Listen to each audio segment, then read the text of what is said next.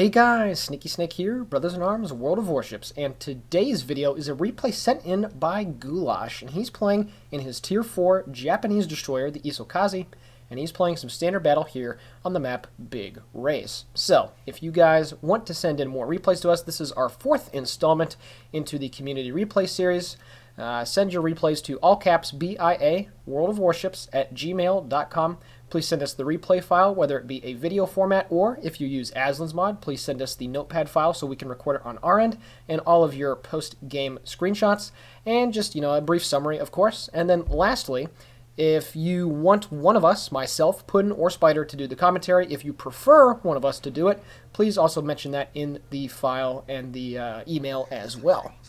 So, this replay is going to start out very slow. I'm going to warn you that. The first 5 minutes are extremely lackluster, but then the combat will pick up, and it ends up being a very solid outcome for Goolash here. And to be honest with you, when he sent the email in, he mentioned to me about just overall German battleships and how they've affected the game to a very large degree. And that patch happened about 3 weeks ago when they came out, and to be honest with you, I agree completely with him. The German battleships have really diluted the matchmaker. You find way more battleships in games, and it seems like there's also been a slight revival of carriers, at least down here at the low and mid tiers, and you see a lot more carriers as well. So it makes destroyers, at least at these lower tiers, harder to do because they don't have the greatest range on torpedoes, and certainly when they get spotted, at least these Japanese ones, you generally want to get as close as you can before you release them, and you just get eaten alive by all the ships. And since there's more battleships, there's more secondary guns to deal with, and it's a lot more difficult for a new player down here at the lower tiers to do good. Now, right here at the beginning, he's launching his full salvo of torpedoes at the Kuma, and one thing about the Isokaze that is absolutely fantastic is its crazy torpedoes. Upgraded, these things do over 14,000 damage on a full roll. They have a whopping 68 knot top speed through the water, and they have a range of 7 kilometers. So even in Tier 6 games, if you have a concealment build on this thing, you can, I believe, get the detection range down below 6 kilometers, and it can still be a very effective ship to use in-game. His torpedoes are going towards the Kuma. The one right at the end just barely misses the stern on that enemy Japanese cruiser, and he's not able to snag the kill, but by the time that he's made his full turn about and went 180 degrees, he's ready to launch more torpedoes. The reload, I believe, is 47 seconds. However, if you do use the captain skill that increases, or I should say decreases, the torpedo reload speed, he has it at 42 seconds. So he is going to be putting these metal fishes into the water at a very rapid rate, and he decides to shoot his broadside as well. Now, the Isokaze has decent guns, at least in terms of damage potential, but other than that, the reload is absolutely atrocious. If a Clemson or an Izyaslav, which are the two contemporary Tier 4 destroyers that you have to deal with, they will eat you alive with their rate of fire.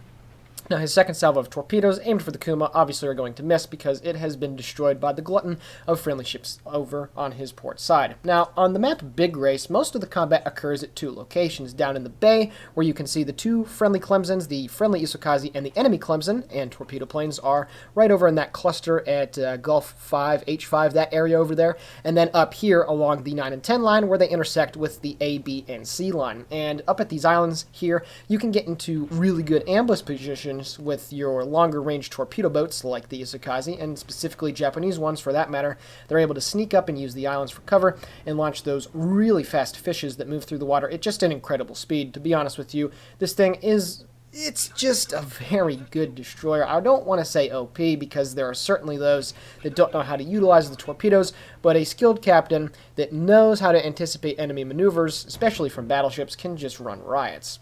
Now, he's only done 660 damage. He had 3 of his 4 shells fall in on the Kuma, and that is the only bit of damage that he's done so far. And like I said, it's a little dry here at the beginning of the game, but don't worry, it will pick up rather shortly. The score is 389 to 314. The enemy team has lost 2 ships, and his team has lost 1 cruiser. So up here at the top of the map, there's only a Koenig and a Svetlana to deal with, and his friendly ships behind him were getting shot at, and at the beginning of the game, if you didn't catch it in chat, he said that he would provide smoke to friendly ships if they needed it, so he decided to be a good guy and drop some for his battleships behind him.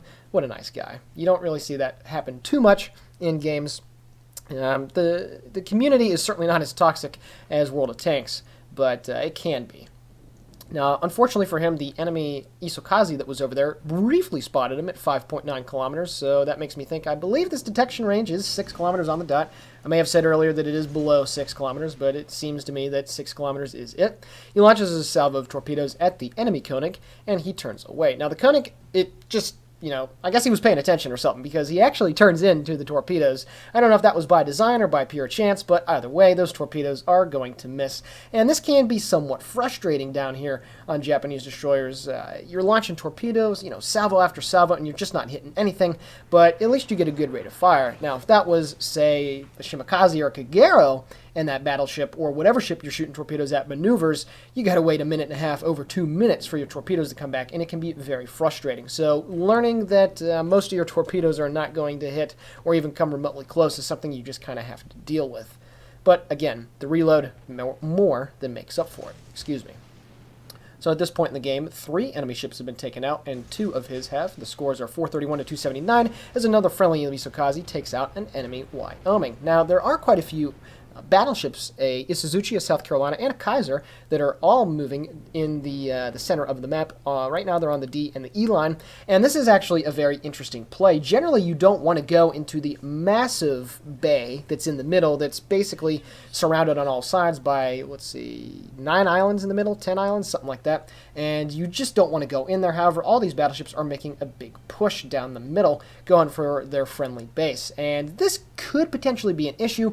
If the enemy were to make, a decision like this at higher tiers, it probably won't end up well at all. But considering this is low tiers and the games are either E or A, more exciting, or B, just more crazy, stuff like this happening, certainly it does happen quite a bit more often than you might think. And yes, his detection is 6 kilometers, because that Isuzuchi, as soon as he was 6 kilometers away, he went off of detection.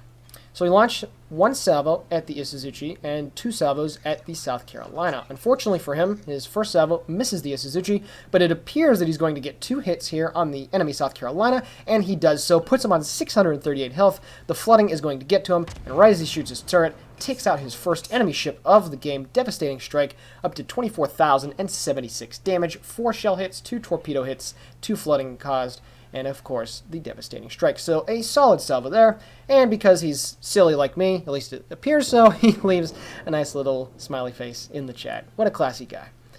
So at this point, the enemy team has all of a sudden lost 6 ships. They've only lost 4. The scores are 444 to 250, and it appears that the game is somewhat in the bag already, with 12:47 to go on the clock.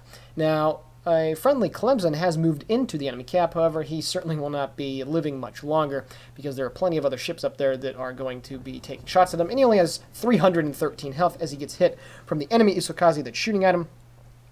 And at this point, Goulash is now making a move towards the enemy Isuzuchi that's 7.1 kilometers, and yes, indeed, the Clemson gets taken out by the Isokaze's guns.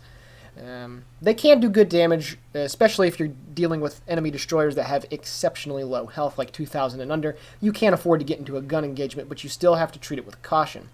Now, at this point, he decides to head into the middle of the map, and surprisingly, the enemy aircraft have really not been bothering him all that much up to this point in the game. He's only been spotted, I think, once by enemy planes, and to be honest with you, generally down here at the lower tiers, you do see a lot of seal clubbers in the carriers. There certainly are a number of noobs and, players that are just getting into carrier gameplay, but you do see quite a bit of seal clubbers down here, so I am definitely surprised that there hasn't been more of an enemy air presence that he's had to deal with. Certainly planes have come close to him, but not really enough to just thwart every attack run that he's tried to make. Now, he's moving up towards the enemy cap, and there are both torpedo planes and dive bombers moving off to his port side, but he is still going to stay quite a bit away, so he doesn't have to deal with them. He's moving in towards the enemy cap. There are still plenty of full health ships on the enemy team to deal with, and they still have both of their carriers. The friendly Isokaze manages to sink the Isuzuchi, and the scores are 346 to 333. They each have 5 ships left apiece. However, the enemy team has brought the scores back a couple of ships in the last minute or so, and they're also about to take care of that Kaiser that's unfortunately caught himself in a terrible position, getting bombarded by not only both carriers, but everything else is shooting at him as well. And right now, the only people that have gotten kills on his team are both of the Isokazes, Goulash and the other guy. So they're going to have to be careful here, because once that friendly Kaiser dies, the enemy team is going to have the lead, and what seemed like only a couple minutes ago a surefire victory is now suddenly in doubt. The enemy Isokaze is only 6 kilometers away on his right off the bow of the ship, and he does get spotted. However, the Isokaze is just about to go behind the island. He launches his salvo of torpedoes at the enemy Koenig that is slowly sailing away at 6.5 kilometers. I doubt those torpedoes will get there, but it's best to just shoot them nonetheless. Again, you have this fantastic reload, so it doesn't really hurt you to try it out. The enemy Isokaze is charging down on the friendly Kaiser. He is taking quite a few hits, but unfortunately, he is going to take him out, and he does so right there. Now, here's his torpedoes. We're going to follow him in here on the Koenig. The Koenig does start to speed up right at the last second, but it still appears that he might get two, maybe one hit now. Yes, he'll get one hit if they have enough range, and they die out a few hundred meters away from that enemy battleship. So unfortunately for him, he's not able to take care of it. And now the scores are 314 to 397, but he starts to launch more torpedoes now at the enemy Bogue that's over on his starboard side. Now the Bogue is at 7.3 kilometers, and he is very slightly coming in towards them at a very shallow angle. So again, it'll be the flip of a coin if these torpedoes end up reaching the target. And he really needs those torpedoes to, it appears, although he just got spotted by aircraft, that Bogue is absolutely not paying attention. He must be in his top-down view, unaware of whatever else is going on. The friendly Isokaze ends up taking out the enemy Isokaze, and that guy's actually had quite a few kills here. Phantom, I've seen at least 3 appear on the kill feed. Torpedoes are going in on the Bogue. Will they be able to take care of the kill? And, ugh, are you joking me? They all, oh man, look how close they were. That poor guy. Now he's got the Koenig behind him as well that's shooting both his secondaries and his main batteries at him. That Bogue has yet to do anything or even realize what's going on here. I can't believe this. The enemy, one of the enemy players manages to get a Kraken unleashed there right before he dies. They're still losing the game 319 to 382. He keeps getting undetected and then spotted again as he goes too fast out of the smoke. He launches one of his salvo of torpedoes at the enemy Koenig, and now he's looking for more shots on the enemy Bogue. He launches one salvo of torpedoes, swings the next tube over, and gets the second set out as well. And that Bogue is amazingly still sailing in a straight line. Fortunately for Goolash, his torpedo armaments get incapacitated just after he launched his salvo. The first salvo of torpedoes at the Koenig do indeed miss because he was doing evasive maneuvers. He shoots at him. Luckily for him, it hits the island, and the Bogue is still in his top-down view, not paying any attention whatsoever. Unfortunately for the Bogue, and fortunately for Goulash, he's going to be able to take care of this kill. He certainly was close enough when he launched his salvo. Boom, and boom. 19,000 damage, second devastating strike, second kill of the game up to 45,000 damage, and all of a sudden they've brought the scores back in a very nice manner, 417 to 267, and now with the cover of the smoke that he provided to himself earlier, he's now going to swing back around and get ready to launch even more torpedoes here at the Koenig. And you can see here how a skilled player that just knows how to anticipate enemy movements and knows what targets to shoot at can just be an absolute terror on the high seas with this fast reload. Launches his torpedoes after he gets spotted for a couple seconds. The Koenig is going to try to turn out of the way, but not today, sunshine. More torpedoes impacting the Koenig, and kaboom! Gets his third kill of the game, 65,000 damage done. 3 more torpedoes, that makes it 7 torpedoes hit and 7 floods caused, 9 shells hit, 2 devastating strikes. And looking in the chat there, quite a few guys are extremely happy with Goulash. Run through Killa, very happy that he got it. Eduardo Costa 2016, very happy. This has been a fantastic change of events here for Goulash's team at the expense of the enemy ships. He's done a fantastic job here, and he says thank you to all of those that were supporting him. Enemy dive bombers are coming in on his position. He starts to turn in towards him. Evasive maneuvers activated and subdued. All the bombs miss. Nice stuff there. And the enemy planes are going to begin that long trek back to the carrier without doing any damage to him. Unfortunately, though, they get caught by, it appears, both Bogue and Zuiho fighters, and they are going to take care of him. Very good stuff. Now, he has an option here. There's 6:27 left on the clock. He can either sit in the base and cap, or he could be greedy and go take care of the Zuiho. And how about that? He pops up 10.3 kilometers off of his port side. And Goulash, yeah, go for it, buddy. You know you want to. Get that last kill. Get some more damage. Good stuff. Good stuff. So what have we learned here watching this replay? Well, he's just used his torpedoes in a very efficient manner. You know, missed a lot, but also hit a lot. And that's all you can do. Just shoot those torpedoes every 41 seconds for him. And it's very similar to the German cruiser Rune and Hindenburg. You know, you have that excellent rate of fire. Just keep those guns singing, and you'll be able to do good stuff. Japanese destroyers, just keep those torpedoes shooting, and you'll be able to do good stuff. He starts shooting his front and only gun at the enemy's Weho. He's now looking to launch more torpedoes at him.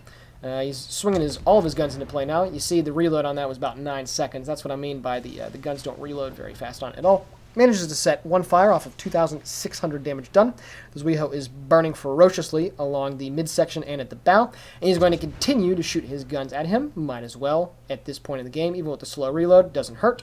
1,980 damage done, up to 73,919 damage. Good stuff. The Weho does try to turn into his torpedoes, however, he does wait way too long for it, and he is going to take at least one, maybe two, and he's going to keep shooting at him. Takes one, takes two, both on the bow, and right there, Goolash secures his 4th kill of the game. Fantastic result in the Isokaze. Alrighty guys, going to take a look here at the post-battle results. 200,000 credits received, 3,586 total XP with 2 nice devastating strikes, 93,738 damage done. Certainly not anything crazy, but it was a solid game nonetheless. 23 target hits with the shells and 9 glorious torpedoes that caused 9 floods, 1 fire set, and 4 ships sent to Davy Jones's locker. Taking a look at the team scores now, 1,371 base XP, a very solid total for a Tier 4 ship. As I mentioned earlier, 4 ships destroyed, and he finishes as the MVP of the game. So Goolash and your Tier 4 Japanese destroyer Isokaze, thank you very much, sir, for sending in this replay. Fantastic stuff. All of you guys out there watching this video, please like and subscribe. I am really happy with the way the channel is going. We're getting subscribers almost every day, if not multiple a day, and it's good stuff, and we're just really happy to provide you guys with awesome content. So please send your replays in, and with that being said, Sneaky Snake is out. Catch you next time. Have a great day.